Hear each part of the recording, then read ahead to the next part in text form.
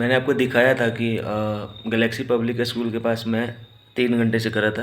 मुझे वहाँ लिफ्ट नहीं लगा, मैं वहाँ से पैदल निकला था और फिर पैदल निकल के यहाँ पे जो मैंने क्लिप दिखाया था आपको, वहाँ पे मैं उसका नाम नहीं जानता हूँ, मैं कैप्शन में लिखूँगा। और यहाँ पे फाइनली जब मैं एक बेस कैंप टाइप्स तो नहीं था, लेकिन वहाँ पे कुछ सीआरपीएफ के जवान थे, मैं उनसे बात किया था, बट वहाँ पे मुझे कुछ नहीं मिला। फिर जो दादा मुझे बाइक से लेके आए थे, उन्होंने बोला कि यहाँ पे तुम सर्च कर लेना, तुम्हारा कुछ यहाँ पे हो सकता है। फिर भी मैं निराश था, मैं ढूंढ रहा था।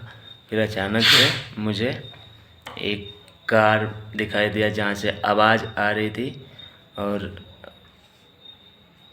मैं घबरा गया था। लिटरली मुझे निगेटिविटी आया था पहले बार में कि कौन बुला रहा है और क्यों बुला रहा है, क्योंकि आवाज़ मुझे कोई बेसिकली देता नहीं है।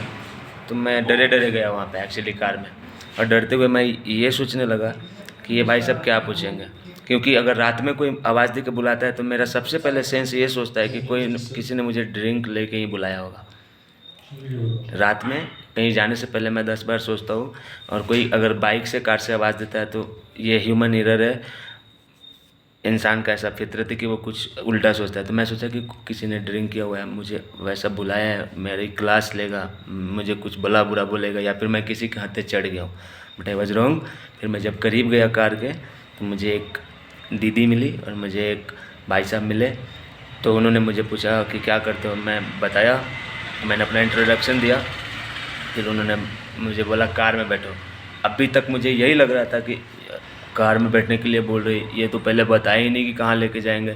फिर 2 मिनट तक कार चलता है, फिर 2 मिनट तक मैं ये सोचता हूँ कि मुझे कहाँ लेके जाएंगे, उतारेंगे। फिर उनको अपने किसी लोगों से बात कर रहे थे, या फिर तो उनके बातचीत से मुझे लगा कि मैं सही इंसान के साथ हूँ। फिर थोड़ा सा मैं कंफर्टेबल हुआ। फिर उनका घर आता है, अपार्टमेंट टाइप से आता है, तो उनके एक भाई आते हैं नीचे। फिर मैं क्लियर हो जाता हूँ कि मैं सही जगह पर मिलवाता हूँ मैं उनसे। कश्मीर से मिलाता हूँ भाई, तुम लोग का डाउट क्लियर हो जाएगा। ये देखो भैया, हेलो कर। Hi everyone. इन्होंने मुझे अपने घर में जगह दिया है, और मैं बहुत फ्रस्ट्रेट था, मैं होपलेस हो गया था। मुझे लगा कि आज मुझे फिर से रोड साइड में सोना पड़ेगा, या फिर स्टेशन तो है ही नहीं, तो स्टेशन तो सेफ रहता है फिर भी, क्योंकि वहाँ पे बहुत क्राउड रहता है, और क्राउड के बीच में इंसान कहीं ना कहीं सेफ होता है। तो मैं उम्मीद नहीं था ऐसा कि मैं रूम में सो पाऊँगा, क्योंकि ये एक ट्रैवलर के लिए, हिचहाइकर के लिए, और जो नोमैड होता है उसके लिए बहुत बड़ी बात है, क्योंकि हम लोग को एक्चुअली रूम 20-20 दिन नहीं मिल पाता है। तो मेरे लिए ये बहुत अच्छा हो जाता है, मैं एक मतलब अलग एहसास हो जाता है। तो अपना नाम बताइए दादा। Hello everybody, myself Amin Sofi from Bihama Ganderbal.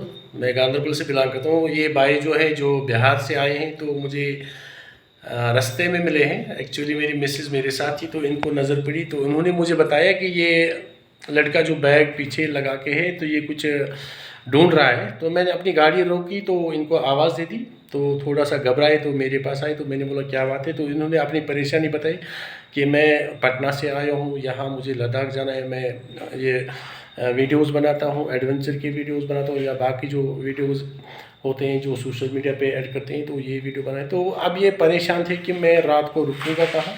तो मैंने इसको सीधे बोला कि गाड़ी में बैठो।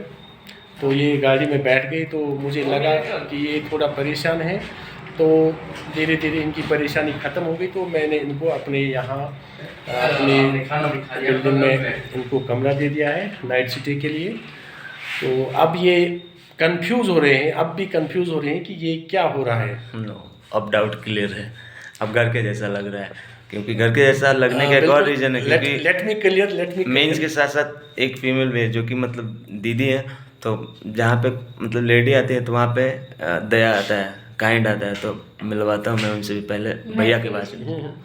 कोई नहीं तो चलेगा। अभी ये कंफ्यूज थे कि व्हाट इज़ हैपनिंग हियर। मैं ये बात ऐड करना चाहता हूँ कि ये इन्होंने मुझे क्लियरली बताया कि जो हमें मीडिया पे हम सुनते हैं कश्मीर के बारे में, लोगों के बारे में, तो इनको बहुत ही डिफरेंट लगा है। तो इनको फील हो रहा है कि जो मीडिया में हम देखते हैं, जो बताते हैं कि हालात वैसे कहाँ हैं, हालात बेशक ख़राब हैं, गड़बड़ी है, लेकिन लोग वैसे, इनको अब पता चला है कि कश्मीरी लोग कैसे हैं, कश्मीरियत किसको कहते हैं। तो ये इस छोटे भाई को पता चला है, तो ये बहुत ही परेशान थे। इनको मैंने यहाँ पे free of cost night stay के लिए रखा है। तो मैं अब ज़्यादा नहीं कह सकता हूँ, ना मैं कहना चाहता हूँ, तो बाकी ये खुद बताएंगे कि ये फील क्या कर रहे हैं। एक्चुअली इधर दीदी बैठी हुई है एक, दीदी शायद कैमरे पर नहीं आना चाहती है, लेकिन दीदी कुछ बोलेंगे। दीदी आपको कैसा लग रहा है बताओ? आप दिख नहीं रहे हो लेकिन आप बोल सकते हो। वैसे तो बहुत अच्छा बस लग रहा है, क्योंकि हमें एक बात है कि हम इंसान को देखते हैं। हम ये नहीं देखते हैं कि आप कहाँ से हो, क्या हो, हम बस इंसानियत के पीछे। यहाँ पे कश्मीर का जो दिखाते हैं बहुत गलत दिखाते हैं, बाकी सब इंसान है। हम बस इंसानियत के ये करते हैं, कश्मीरियत दिखाते हैं और कुछ नहीं। तो आप लोग प्लीज़ आओ इधर घूमो। मैं पूरे पटना बिहार से बंगा चाहता हूँ, आओ। यहाँ के सिविलियन इतने अच्छे हैं, मैं बता रहा हूँ। मुझे आंटी के जैसा भी प्यार एक घर में मिला। फिर यहाँ पे सोचो ना गाइस, बताओ कोई किसी का होता है क्या? दूसरे स्टेट में मेरे साथ ऐसा एक्सपीरियंस नहीं था। तो थैंक यू सो मच दादा। हाँ, इसमें थैंक यू की बात नहीं है। मैं फिर से कहना चाहता हूँ कि this is part of humanity, this is part of Kashmiriyat. जितना आप बुरा करोगे उतना हम यहाँ से प्यार देंगे। ये बात सही है, और ये बात मतलब इसमें कोई दो राय नहीं है। और ये लास्ट वाला लाइन आपका कि जितना बुरा करोगे हम उतना प्यार देंगे, ये हमको स्पीचलेस कर गया। नहीं, मैं फिर से ये बात दोहराना चाहता हूँ, जितना आप हमारे साथ बुरा करो उससे ज़्यादा हम आपको यहाँ से प्यार देंगे। ये कश्मीरियत कहलाती है, और ये पार्ट ऑफ ह्यूमैनिटी है। हम इस पे यकीन रखते हैं। We believe in humanity, we believe in Kashmiriyat. Kashmir जिंदाबाद। जिंदाबाद, एकदम जिंदाबाद। कश्मीर जिंदाबाद, ऑफ कोर्स कश्मीर जिंदाबाद। Okay, thank you. Thank you.